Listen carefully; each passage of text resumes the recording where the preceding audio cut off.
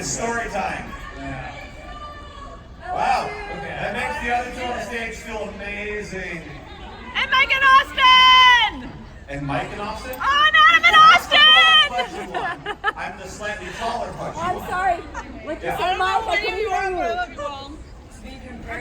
you. Oh, I'm sorry. I didn't cut it. You're fine. Duh. Okay, so you all are here for Pole Dancing 101, right? Yes! Austin's gonna start.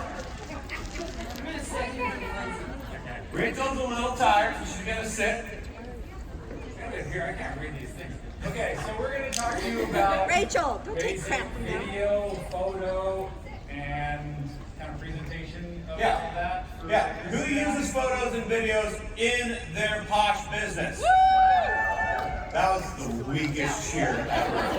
Guys, 3%. I know it's after lunch, but come on. Guys, do better. The monkey girl in the back says do better. So we're going to do better. All right? Getting on the chair and everything. All right, I'm here to talk about sound. Let's get into it. I think, so a lot of good sound comes down to capturing, or like getting rid of the sounds you don't want and capturing well the sounds that you do want. I don't know where my slides are at, so I'm going to kind of wing it. So you want to have like a really quiet room. So like a more dead area. Like that's why a lot of the sound, like recording studios have like padding stuff on the wall. So you don't want echoey spaces, which are like hard, flat areas. So good, bad. You want to find a place with like furniture, like those kind of absorb sound. So if you have pillows, drapes, things like that. Plus, that'll make your presentation look a little bit nicer if you have like a cool little setup. You want to avoid things like constant droning stuff like AC units, lawnmowers, things like that. You can sometimes get those out with sound editing. Does anybody edit their sound or do edit and stuff? No? So, Sarah does a little bit. I edit a lot of things. What would you like me to edit of you? That's a tough question. Okay, so you want to like avoid those sounds then if you're not going to edit them out. You can get them out in editing, but just avoid those. You'll also want to avoid erratic sounds. So like the lawnmowers and things, people can kind of tune them out if they happen to be there. And a lot of this advice we're giving you, like it was perfect scenario advice. If you can just get a lot of these points, then you're most of the way there. So avoid inconsistent noises like dogs and kids, footsteps, things that are going to take people out of the viewing. So let's talk about microphones for a second. We have your built-in microphone, your lavalier microphone, and your shotgun microphones. You want to try and avoid using your built-in microphone as much as you can. Your camera phones can be used in a pinch. Like they're more designed to take in sound, and if they're closer to you, like maybe arm's length away, then they can be used in a pinch. But if you have a DSLR or something like that, you're going to want to avoid using any type of onboard microphone. When you use them, they're usually further away, and you get the sound of the room. It starts sounding hissy and hollow, echoey, things like that. So you want to snag some sort of a microphone. The two good ones are a lavalier microphone and your shotgun microphone. So your lavalier microphone, I'm looking at here. Your lavalier microphone or lav mic are handy if you're moving around. So like I'm wearing one here, I can move, turn around, do whatever I need to. So if you're showing off a presentation or something like that, a lav mic is a pretty cool one to use. You can get a simple setup where your lav microphone will plug into whatever device you're using. They'll have like a long cable, like on that side, or it just plugs into whatever you're using. And then you can go a little bit more advanced if you want to do a wireless microphone. There's three parts to it. You have your microphone itself, your lav, and then you've got your body pack that sits on there, and then that's your transmitter, and then your receiver goes back there. So those are nice if you're like moving around a lot. Shotgun microphones are really cool if you just want a simple setup. You can leave it on your camera. They have better preamps in them. They sound better. They're directed more at you, and they get rid of a lot of the sound. So if you do have AC noises or like dogs barking or something, they're more likely to get rid of that type of stuff as well. And it's cool if you want to keep it attached to your camera or something like that and just run and con. Here's I'm going to play this video real quick. This is just a quick example of what the 3 mics sound like, just that I own. You'll be able to hear the first one is the onboard microphone, kind of sounds a little hissy. We'll give you like a PDF so you can put headphones on and hear this later, but it sounds a little hissy. The shotgun microphone sounds a little better, more better preamps, and then you have your loud microphone that has it's a little closer, more warmer. So we can play this video real quick and you can hear the difference. Testing 1, 2. Here's the audio from the onboard camera microphone. Testing 1, 2. Testing 1, 2. This is the audio from a shotgun microphone. Testing 1, 2. Testing 1, 2. This is the audio from a lavalier microphone. So as you kind of can hear, like it's thank you. Great video, guys. Awesome specific. I had to put a video in there somewhere.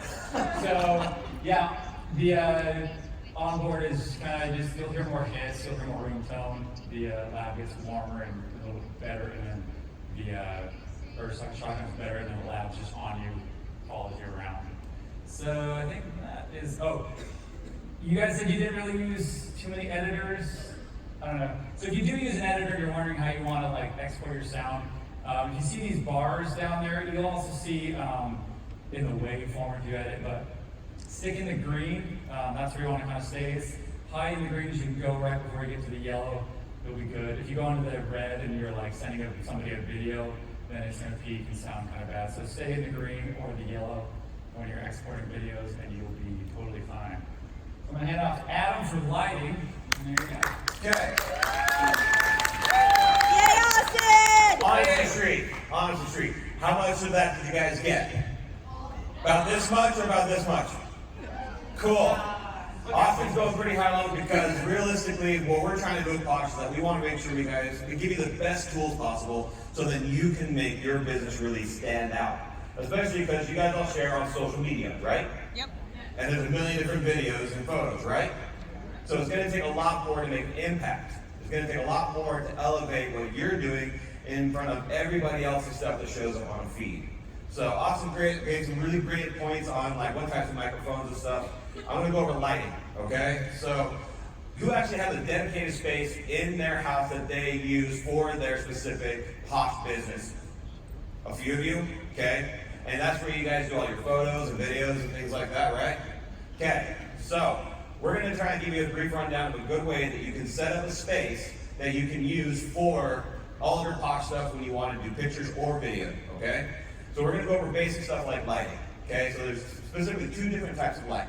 There's hard light and then there's soft light. Hard light is what happens like when you go out in a bright sunny day and you see those really stark shadows, really hard shadows, right? And then when you go out and you see like everyone's eyes have those shadows like that, right? And then soft light is when you go on a cloudy day and then all of that light is really even, right? You don't see a big difference between light and dark. Your goal at all times is wanting to avoid hard light as much as possible. It's not flattering. It shows off all the crow's feet. It gives you this like caveman-like brow. It's bad, okay? So don't do that one. What you want is you want soft light. So what happens is that soft light is able to wrap around the subject really, really well. And it makes it so then the photo is more flattering, and it makes it so then it kind of makes it so that it's not nearly as harsh, okay? So besides that, the light sources is where you see the difference in hard light and soft light. So hard light usually comes from literally a small light source trying to illuminate a large space. So that means direct sun, for example, even though it's the sun, okay, when you look at it, it's really that big when you look at it, right? Because it's far away, it creates a small light source. But also, if you look at a candle, it'd be the same kind of idea, okay? So also, then a light bulb, a single light bulb without a lampshade or something, that's also a hard light source, okay? Soft light is when you're able to create a large source. So on this specific image right here, you'll actually see that it's a small light source that they make big by creating this big sheet that they put in front of the light. And that makes it so that it's a nice soft light source for you, okay? So some good examples that you can use for soft light for your social media sharing is if you were to be next to a large window in your house, okay? So that's immediately nice because then you have all that light coming from the window. Okay, another option is if you were to buy professional lighting like this, which is like umbrellas, and the thing that we saw earlier, which is a big, they call it an octobox, something that you can pretty much diffuse that really soft light through, okay? And then this is an example of another one. A lot of photographers use this. You see these big boxes, but also you can get video versions as well. So, with window light, Austin, our wonderful model here, is showing you that, look at that pretty picture of Austin. Doesn't it look great? But you can't see him. You can see the building in the back, because the way he's lit, the light source is behind him.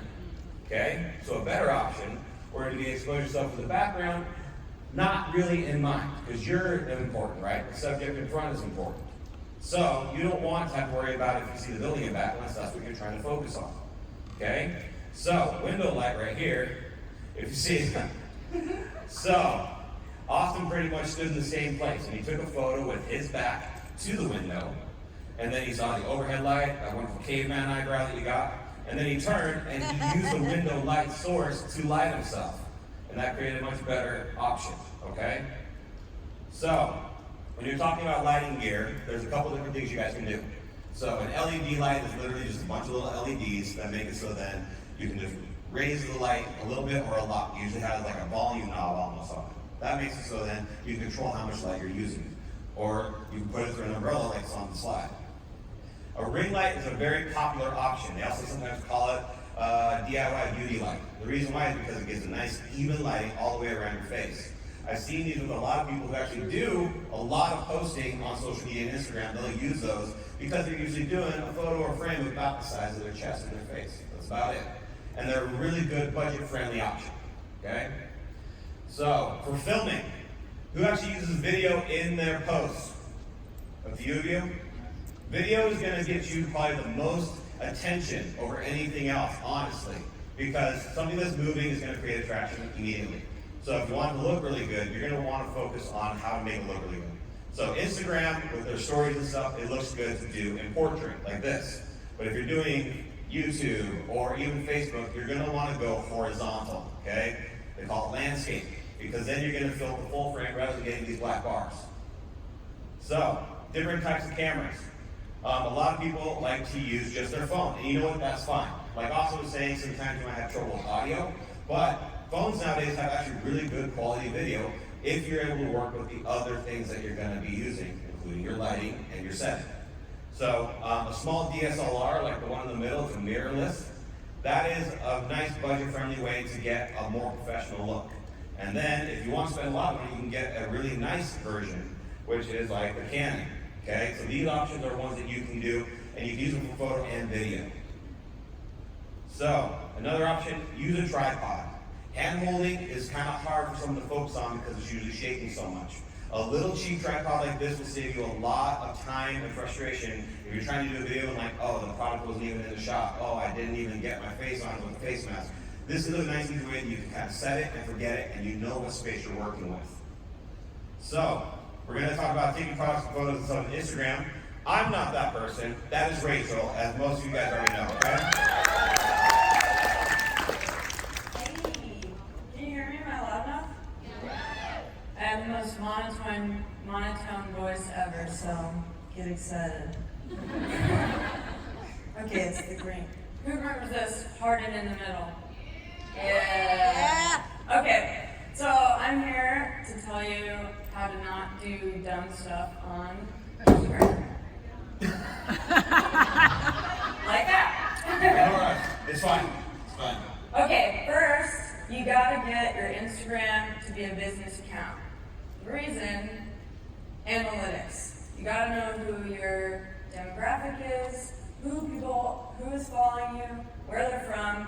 You need to know all that stuff. It also shows you what days to post, what times to post, and all that shit. So if you're not doing that already, change it now. And you don't have to have a certain amount of followers. You can have any amount of followers. Also, don't do the public figure thing, because no one wants that. So don't do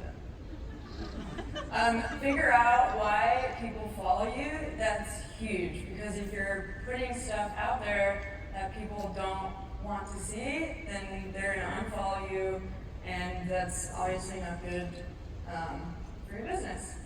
fit the feed is the reason you have to find why people follow you. So I have a few examples of stuff to not do. Sunsets. Nobody cares.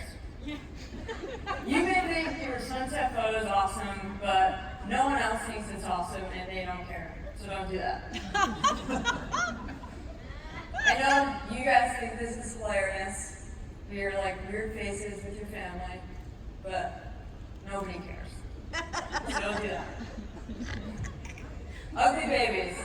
As much as I love making fun of ugly babies, if I'm following someone because of their posh business, I absolutely will, well, I might want to see their ugly baby to make fun of it, but don't show your ugly babies on your business page. If you want to show all of this stuff, it's totally fine, but you need to make a separate Instagram account for it. People that follow you for your business want to see your business. People that follow you for your ugly babies, obviously, for some reason, want to see your ugly baby. Okay, so this is actually my doppelganger. It's weird. You gotta look her up. We look the same. But she's a leader of Young Living, and I think she does a kick-ass job with her Instagram. So if you take a quick look at it, everything looks really similar. Same colors, same type of post, the same like people kind of thing in there. And if you see the one with the baby, the one with the kid, so she still has a photo of her kid in there, but it matches the look. And if you read the caption, it has to do with like a diffuser that she's selling through Young Living. So follow her, copy her Instagram technique, and then make it posh, because posh is better.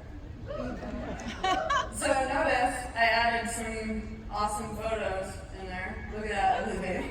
I looked on Google for photos of ugly babies for like 20 minutes. She spent the entire day there, guys. We checked in on her multiple times, brought her snacks. There's some ugly ones, that's amazing. Okay. So notice, if you just take a quick look at that same feed, then you see the ones that stand out. So the ugly sunset, the weird candy one, and the ugly baby. You can see how it would distract you and take your focus away from your business and make you look at something else. And I'm sure you're automatically less engaged because it does not look professional. Product photography, my favorite thing in the whole world. Okay. That wasn't sarcasm. I know my voice made it sound like it, but it's not. I just never sound excited about anything. Okay, so product photography, sadly to say, you guys need help, and it's fine. So that's why I'm here. The base principle, though, is what is your most important part of the image, and it's usually product. This also can include your face, product on your face. And you need to make that the largest element in the photo. On your phone, you don't want people to have to zoom in to try and see the product because that's way too much work for people to want to do. So they have to be able to look at the image and immediately know what the purpose of the image is. So here I have drop the meat, which is great. And I have it way zoomed out. You can see our little home office basketball thing, and you just see all this stuff. So when you look at the image, the green might draw your attention, but it doesn't keep it because you're looking at all the other crap that's around it. So I took all the photos I'm going to show you with my phone too. So it's not something you have to do a lot of like camera shopping for. Phones are great for Instagram. I use my phone all the time for Instagram. So I literally just stepped in closer and I got a little lower level. And now if you look at that photo at any point in time on anyone's feed, you're gonna know exactly what the purpose of the photo is. Avoid glare. We have really beautifully shiny products at Posh. Sometimes it's the death of me because it's like photographing a mirror and it's the worst. So I had to learn how to avoid the glare, and so you guys do too. So, beach blanket, it's hard. It's really hard, so I feel you. Beach blanket, I love that packaging. It's so amazing, but it's super shiny. So notice how the window's reflecting on it, and you can barely read the name. So when you have a product like this that you're trying to photograph, simply turning it can help so much more. So it's the same concept as, you know, when you want to annoy people, you take a mirror and like shine the light in their face. It's literally the same concept, just with a camera and a product. So like move around a little bit and see where the glare catches and where it doesn't. And soft light, just like Adam talked about, that's gonna be your best bet. This was in front of a window, but just by turning it, I was able to get rid of the glare. And now you can exactly read the label and everything you need to know about the product. Be extra. Someone told me I was extra today, and I was like, yeah, okay, that's fair. I didn't think I would be, but I'm totally extra. Okay, so you gotta exaggerate the product in an image. When you're putting on a face mask, even though that is probably the correct amount of face mask to use for the product, but it looks pretty skimpy and weird in the photos, so put a lot of it on. I put like, if I'm doing cap and spackle, like a thick layer, and it's because it needs to translate in the photo. And if you were to look at these two ones, like which mask would you be most likely to buy? I know they have like alcohol, but pretend the other ones have alcohol too, and then make your choice. Correct? I know you. Okay, ask yourself, what would you want to know about the image before you looked at it, or the product before you looked at it? So you see a product, you want to know what it's going to look like, you want to know what it smells like. So tell people before they ask. So I look really good, but it's missing something. Here's right back at you. By the way, favorite product ever. It is so damn good. Good job, Stacey. But you look at this photo and you're like, well, what does it look like? So simply putting a little, that's easy. You can do it with your finger. So do a little dollop, put it right there and take the photo. Now people looking at it know what the product looks like, plus they can see your hot face also. So best of both worlds. Know your background. This is huge. I know backgrounds seem like it's in the background, so it doesn't matter, but background will make or break your image. It is hugely important. Does it attract too much attention? So here's our lovely tripod in the home office break room. And you can still see it, but notice all the other crap that's around it. Like you can see the fridge and you can see the fishbowl thing that's right next to it. And it's fine, but compared to that, totally different, right? Same angle, same camera. Literally, all I did was turn on portrait mode. Use portrait mode. Everybody, use it! And you can use it on your face, obviously, but I use it for products a lot also. So it's the same exact background, I just blur it just enough where the product like jumps out at you. Next, make it contrast to the product. I know everyone thinks about like matching colors, but it can really take away from your image. So here, it still has a different tone of it, but it's still both orange and yellow. And so it kind of catches your eye, but then you'll probably whoever's looking at it will move quickly away from it. So adding an element that will contrast your product, for example, green, and then like leaves and shit. So that helps, but the real winner would be if you contrast completely your background with your product. So notice, if you're just scrolling past someone's feed, like which image would your eyes stop and look at? The green one. So make your images do that. Imagine you're the customer looking at your images, and then do what would catch your eye. Use the color wheel. This is my fave. You don't have to be an art student to use the color wheel. I only use like one version of it, and it's very successful. So you can learn all of these different color types, but my favorite one is Complementary Color. It is so simple, so simple. You just look at it and you choose two opposite colors from each other. So now I have Tribe Vibe behind, in front of blue, and notice how that catches the eye. I also killed it on the slide.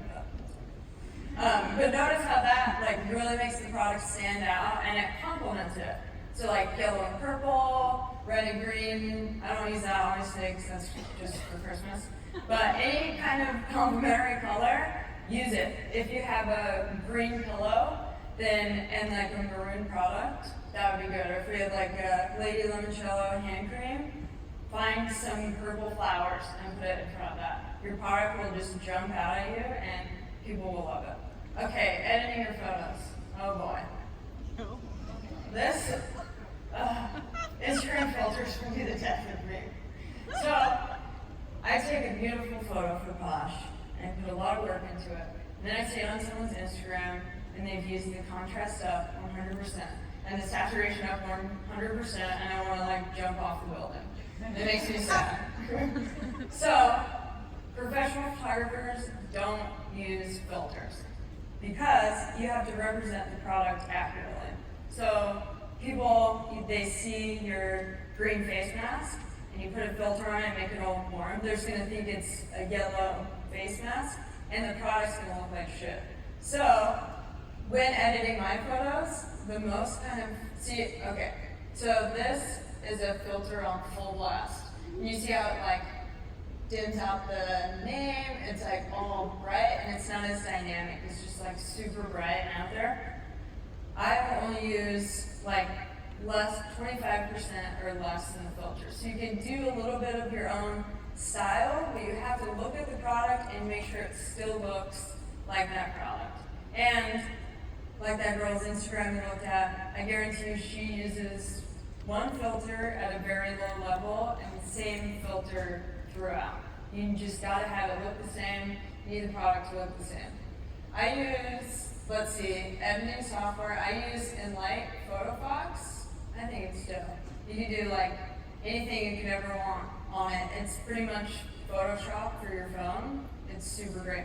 But there are a lot of other good ones. There's Lightroom you can get on your phone. Those are really good for presets. So if you buy presets or make your own, then it's really easy to just like click on it and then move on. And then Snapseed, a lot of people use. I don't like how like you have to work it, but a lot of people love it, and it seems to be pretty good software. Visco is kind of like Lightroom, where you can get different types of filters that are really easy to use. And then Touch Retouch, or I use, well, when I was dating on Tinder, I used, gosh, what's it called? Facetune. Yes, Grove 7. Very nice, thank you. Facetune, and you can like tuck in the chin, and you can like remove blemishes. So you don't need, yeah, you guys don't need it. Posting on Instagram. Okay, this is also huge. So the more engagement your post gets right away, the Instagram people will see it as their algorithm. We'll make it seen as more important, and so we'll put it farther up in the algorithm. So the biggest thing is engagement. Respond to all of your comments on your photos immediately. Instagram sees it and they say, oh, 10 people commented on this instead of 5 people. And so they say, oh, this photo must be more popular, let's put it up. And all you're really doing is thanking people and saying hi on their comments. People that consistently comment and their handle doesn't show their name, ask them and then remember it. So I have some people that comment on every photo and they say the same thing, but I learn their name, I thank them by name, and anytime I've learned someone's name and actually remember it, I've never been unfollowed by that person. So these people care about you, so make sure you show them that you care about them, because they're the ones that are helping you be successful. Oh my gosh, okay, I'll pray. Okay, posting on Instagram, don't use all 30 hashtags because Instagram sees it as spammy and will put it lower in the algorithm. Don't use overpopulated ones. I think I have mine little, okay. So, say you're gonna post an image and do hashtag me time. There's 5.6 million posts with that hashtag. So I don't know what the exact math is, but your post there will be, it's like every 2 seconds, there will be someone posting with that hashtag, literally. So like in 3 minutes, your post is buried, no one's ever gonna see it. So instead, it's really awesome, Instagram makes like related hashtags. So look right below it, says me time with a smiley face, 106 K posts. That's what you want to use. Typically, you want to use between 50,000 and 200,000 posts because still people are looking at it, and yours has a higher chance of staying there longer and more people can see it. Now go make some cool shit.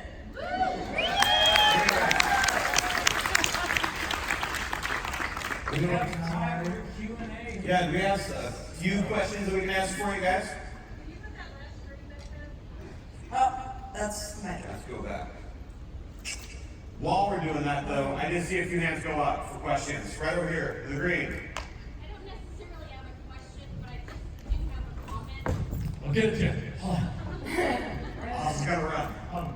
You next. I kind of have a comment. So I'm a Gen Xer, so this may be generationally specific, but when you're doing your videos, before you start your video, look behind you and take out the pile of trash or the dirty laundry or because it's a distraction to people watching you when you're live because they're automatically judging everything in your background. So just before you go live and you see your face, look behind you and see what's behind you in your office or your house or your bedroom or wherever you're at, and like move it out of the way. So just Yeah, Very good know your point. background. Honestly, you don't have to have an entire room to be a place to actually do all of your posting, your photos. Even just a wall, something that is actually clean and basic that you can actually post from. I've seen people literally have a small corner of a room that has possibly just a ring light, and that's it. And that's where they do all of their posting. And so just being able to have a dedicated space that you don't constantly have to move stuff in and out of will make it so it's easier, and it makes it so it doesn't feel like such a hassle to be able to do these kind of things. Okay? All right, who else has a question by chance? Over there on the far side. Thanks, Austin, for running up. Yeah, that looks horrible. Hero. Hero. Thank you for running the mic around. Rachel, when Yes. a product has more than one color, like for example the gender bender chunk where it's a contrast in and of itself, what do you recommend for a background choice? Usually what I do is that I just take the product and I put it in front of a bunch of different colors. Like in just my mind, I can't always figure out what it is. So just take the product around and figure out what, so like gender bender, I would probably use orange just because there's green on it and orange will look nice behind it. And there's black and white. And so orange is one color that's not even close to being on it. And so it'll still pop out from the orange. That's a good question though. Really just taking it and putting it in front of a bunch of stuff until you think it stands out the most. Cool. So, any other questions? We have 1 or 2 more minutes. All the way on the far side. Austin, I'm not trying to beat you, bro. I saw that hand up first. Let's make sure covered. She's too late. He's already doing it. I'm dedicated. Yeah. He's working off all the donuts. I've had a lot of candy. Oh, man. We've been eating a lot of cake. Plus, I hate hearing my own voice. But so this is kind of like a more tech question, kind of. Go for it. So I have a little bit of an older customer base that doesn't use Instagram. So if you make a business Instagram, can you link it to a business or VIP Facebook page? Yes. Okay. It's beautiful. Facebook actually owns Instagram. So when you make an Instagram business page, you actually have to have the Facebook business page in order to even have the Instagram one. So you have to link it to something. So yeah, it's a perfect transition between, because I think everyone has a business Facebook page. So makes it the easiest thing in the world to just hook it onto Instagram. Speaking of Instagram and Facebook, who uses stories in their business? Okay, so that is something that is obviously relatively new, but also it is something that as soon as somebody looks at your story just 1 or 2 times, you automatically jump into the beginning of their stories. It is a good way to mix up your media that you're sending to and from. If you're constantly just doing Instagram posts, and you're linking it to your Facebook and whatnot, they're only going to see it if you post and if they follow you necessarily, or if they tag you on. But if you're doing the stories, then also they're going to get stories and posts that you are doing. So it's a good way to mix it up, and I recommend you do both. Okay, any other questions? We're pretty much out of time. Oh, we're out of time. So, The question is, we appreciate you guys coming. Thanks, guys.